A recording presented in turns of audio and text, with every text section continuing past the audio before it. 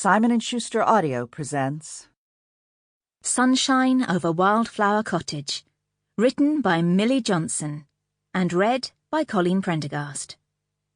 The moral right of the author has been asserted. This performance is owned by Isis Publishing Limited. We can judge the heart of a man by how he treats his animals. Immanuel Kant. Chapter 1. A person could have been forgiven for thinking that by driving to the hamlet of Ironmist they were crossing the boundaries of time as well as county divisions. Viv Blackbird half expected to see King Arthur and the knights of his round table in her rear-view mirror when she had passed the grey stone castle on the crest of the hill.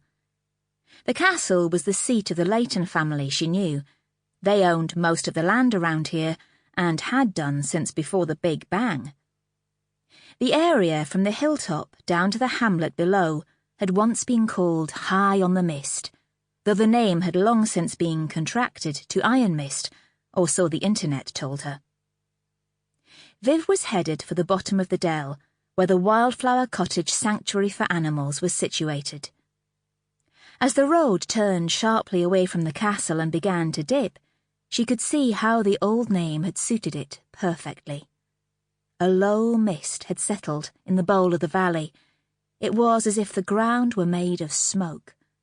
It looked both beautiful and weird, but then weird was good sometimes. A black horse was trotting along the road. Its rider was a woman who was wearing her long hair loose, and it was as black as the horse's mane. Viv dabbed her foot on the brake, even though she was hardly speeding anyway, and swung out to the other side of the road. The woman didn't even acknowledge the consideration.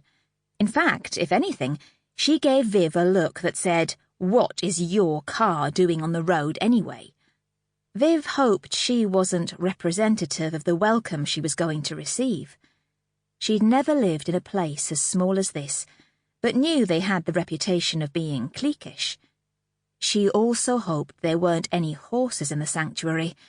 She didn't like the unpredictable, massive things, and couldn't understand how anyone would want to climb up onto their backs and give them free license to throw you off and then trample all over you.